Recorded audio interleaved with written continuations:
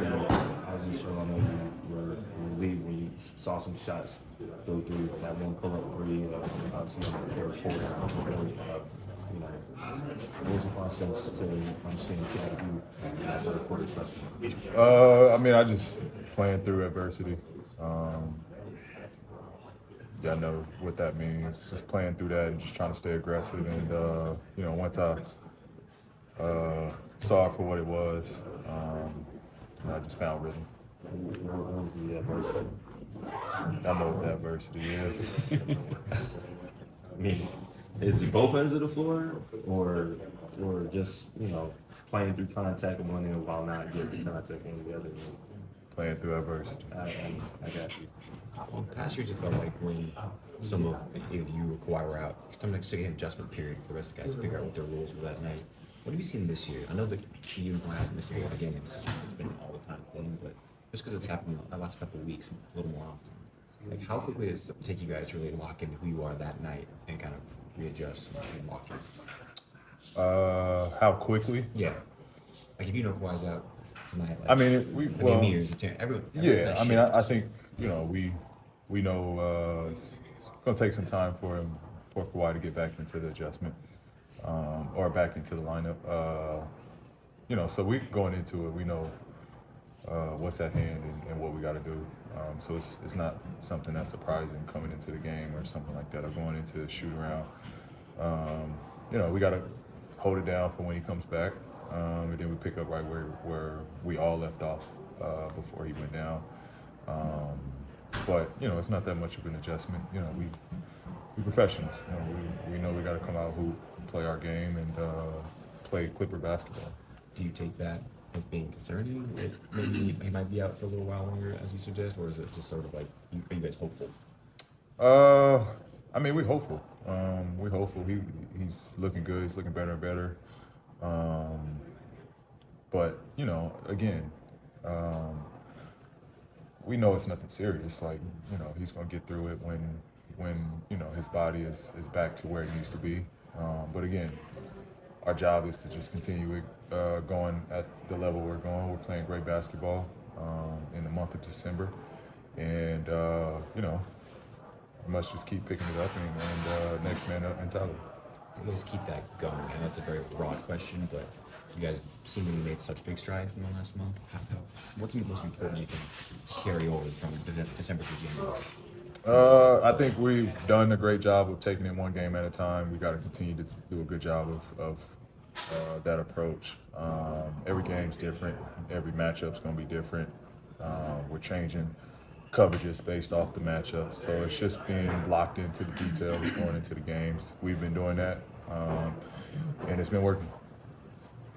Tide said that before Thursday's practice that you guys have really only started to begin playing more plays. Like, when it comes to the offensive side of the ball, how much of the iceberg are we seeing of what you guys are doing offensively? Like, how much is there still to show?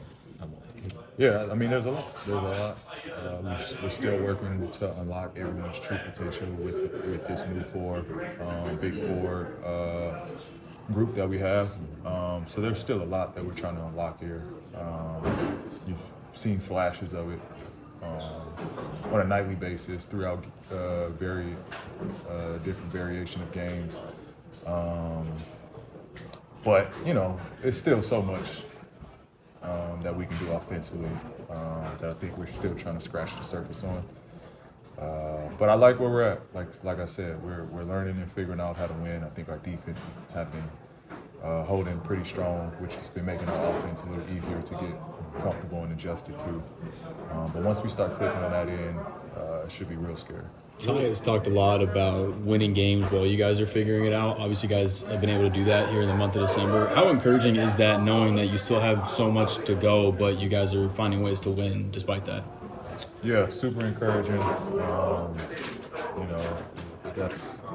That's what you want, right? Get better as a group while winning.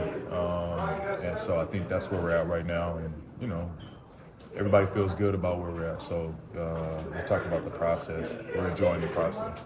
What was you and James? I know you guys interact a lot on the court. Like, remember a play in the first half, especially that didn't go so well. You guys were trying to, get on the same page there. Like, what's that process like in game? It's easy. Like, what do you guys talk Yeah, about? I mean, it's easy. It's easy. It's coworkers figuring it out. Same with any job. You know, he sees something, I see something.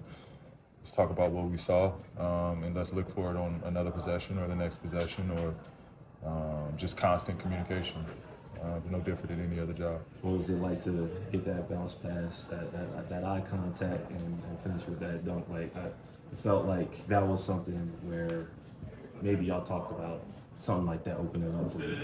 I mean, it was just reading the floor. I had a big on me, saw a ton of space, read the play, and James is a hell of a passer. Put it right on target. You becoming a hell of a I mean, I'm working on it. Working on it. I'm working on it. Working on it. Trying to figure it out. Anything different about the way James sees the game that the way maybe you assumed it would be like playing with him?